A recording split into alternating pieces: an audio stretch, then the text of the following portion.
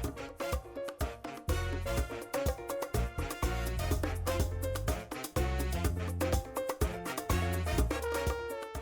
Palash, I'm the chef at the Punjab Club. And today we're going to do two dishes, two of our most famous dishes. One is the tandoori Cobia, which is a local fish cooked in the tandoor, and the other one is the Samosa Chaat. Samosa Chaat is one of our most popular dish, and we have recreated that dish, putting in a bit of Punjabi sensibility into it. It's a lot more than just a starter. It's like whole emotion on a plate and represents Punjab. Cusine and Punjab culture beautifully. I'm really proud of it. I'm very happy to share the dish with you. But the beauty about this fish is that, as you can see, it's got very firm, very lean fish. But this behaves beautifully inside the tandoor. The tandoor is really very hot. It's almost close to 350 degrees inside there. So you need a fish really strong that can take the heat, and also that can take the spices. So it's definitely not a delicate fish. Punjabi cuisine is definitely not a delicate cuisine. It's a very macho cuisine. This fish represents that kind of cuisine very beautifully. What I'm going to do is today add in the collar. This bit is the Cobia collar. Tastes beautiful, really nice and tender flavor, but really firm texture. So what I'm going to do next is marinate this beautiful piece of fish. It's like a huge, massive portion, and this whole thing is going to go into a tandoor. And that's the beauty of this fish, is that once it comes out cooked, it's going to be lovely. It's going to be soft, tender, flavorful. So the first marination is always season. Lots of salt.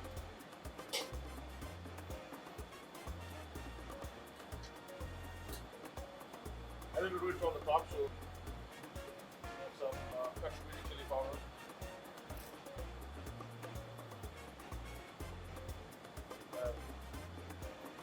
Fresh turmeric, ground turmeric.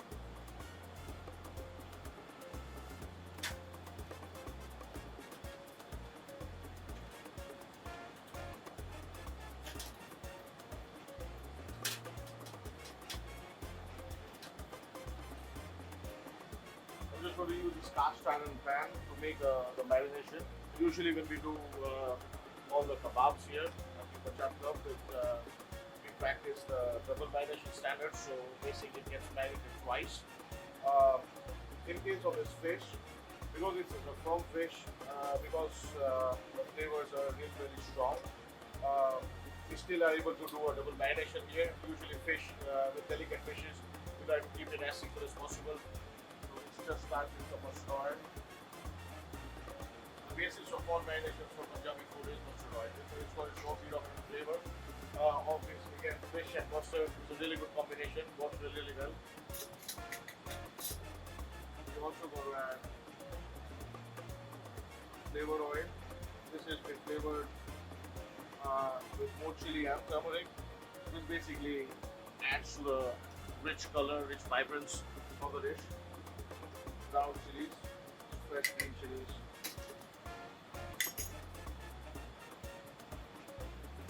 salt and sugar mix,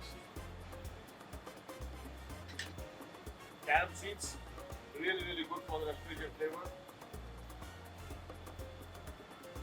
Goes very well with fish. It's almost related to the dill family.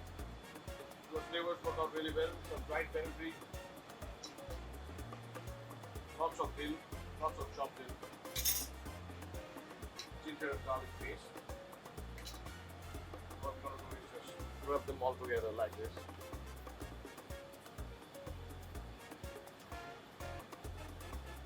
The fish goes in there. And the juice.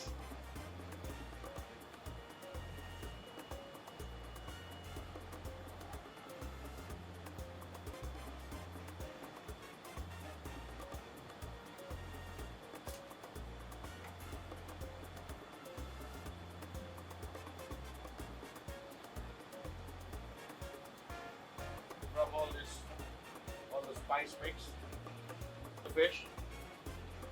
When the guest is having that bite, these are the flavors that's going to go into, like, you're going to taste these flavors. That is why they go into a second marinade of yogurt, and that's purely basically because you don't want this first marinade to burn in the tandoor, because the tandoor heat is like 350 degrees. So when you put something in there, if I put this in there, it's just going to burn. You're going to get a lot of charred flavor, not much else, right? So then now what we need to do is put in a second marinade. This marinade is going to help more the first marinade, so you get to eat it, you get to taste it when you eat the fish. Again, we start with oil. Don't bother with changing the pan because this is also a lot of good flavor in there. So what you're going to do is you're going to have these flavor as well. This is the flavored oil. It's flavored with chili and turmeric, salt, sugar, carom seeds. Rest of the night mustard oil. This is like really top quality mustard oil. It's called Cusine. It's almost like first press extra virgin olive oil. This is super thick Greek yogurt. The thicker it is, the better. So we literally hang this for almost 48 hours to get rid of the maximum moisture as possible. Rubbing in all the flavors together. So it's getting more and more glossier. It's getting more and more darker. And that is going to benefit the dish because once you put it on top of the fish and then once it sits in this marinade for a couple of hours, it's going to get all those flavors in. Rub this in. Make sure I basically rub it in on each and every surface. On the inside. That's ready now. We need to let it rest. It's got to marinate at least for a couple of hours before you actually have any benefit of marinating it. It's actually double marination, so it's basically what we're trying to do is get the maximum flavors that we can get inside. That's it. I'm going to cover it up and let it rest for a little while. Ideally, here you would give it at least 6 to 8 hours before you can even think about starting to cook it in. If you go in too quickly, you won't get all the flavors. The textures won't be there, and then it would be a big disappointment because it's such a lovely piece of fish. It's nice and fresh. The flavors go very, very well together. As you can see, there's hardly any other flavors apart from natural flavors. It's got carom, it's got dill, no garam masala, no Punjabi spices, no cardamom, no gum, none of those heavy, strong spices. These flavors are going to only accentuate the lovely flavor of the dish, of the fish, and that's what we want. It doesn't fall off. So once it falls off, there's no way you can retrieve it from the tandoor.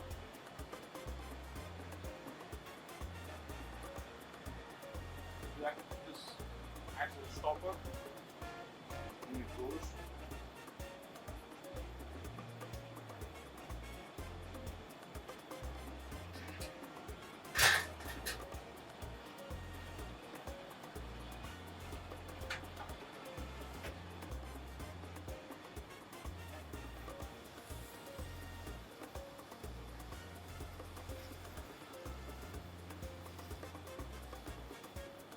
So that's a Cobia collar.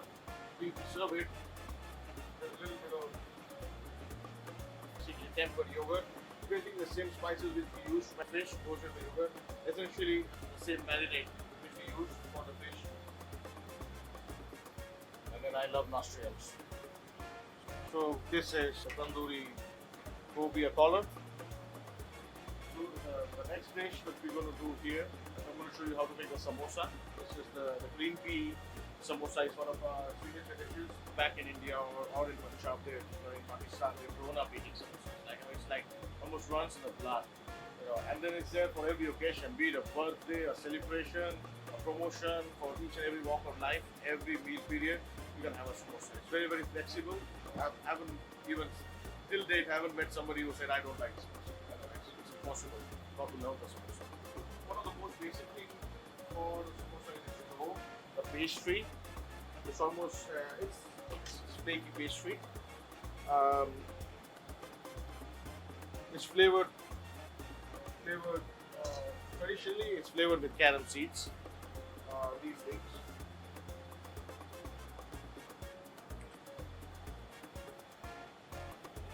So one of the most important things is the dough. It's got to be tight, it's got to be flexible, and it's got to be flaky. Involves simple plain flour, a bit of salt, water, and fat in equal quantities. And then you just knead it with a very tight dough, let it rest, and then once it's ready, it will be nice and flexible but firm, because you need it to be strong enough to hold the filling inside and then get deep fried.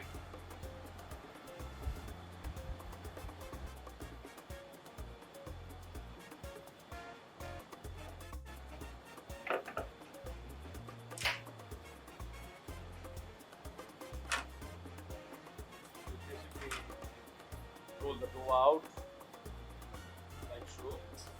Then we have a filling here. The filling can be very simple, like just mashed potatoes tempered with cumin, some ghee, green chili ginger. Again, we serve it. So the trick is in folding the bit. You oil one side, water one side, fold it like into a cone, like so.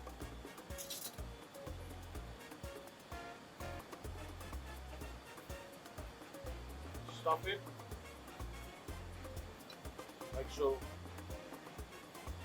and then you just basically pimp it. There you have your samosa.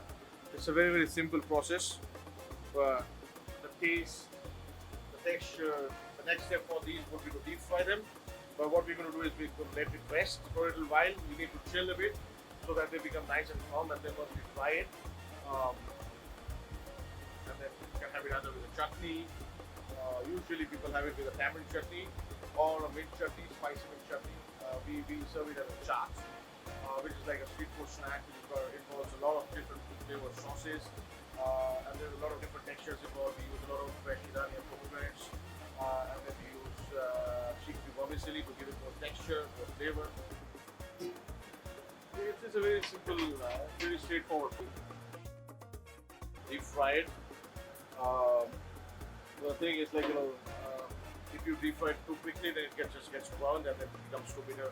The trick is to keep it cooking for like maybe 5-10 minutes at medium heat. So you're looking at, if you're doing it at home, like maybe keep it at 180 degrees.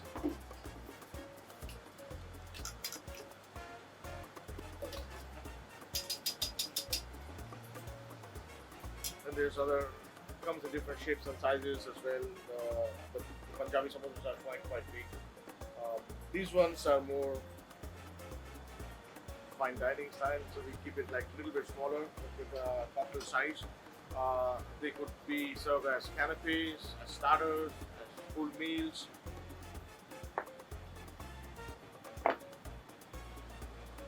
These are just, we call it chole, spicy chickpeas as a base.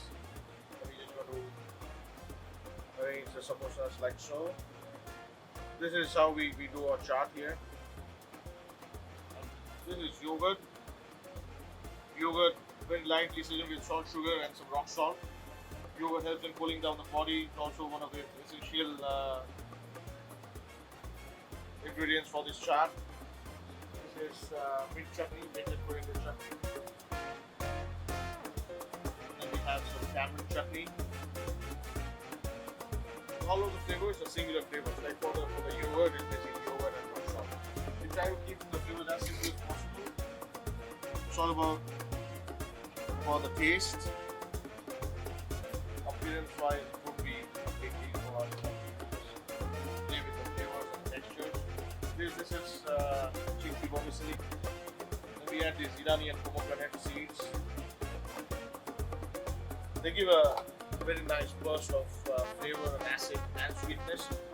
Completely totally different texture experience when it comes to as compared to the yogurt. So you've got something so silky and smooth as the yogurt, and then you have crunch, a pop, a bit of tartiness from the pomegranate seeds, some coriander for the freshness. To make a chaat, you need some coriander. Punjabi food depends a lot on coriander. For flavor, for texture, for imparting it to soul. Without coriander, it would be kind of soulless. This is the samosa chaat.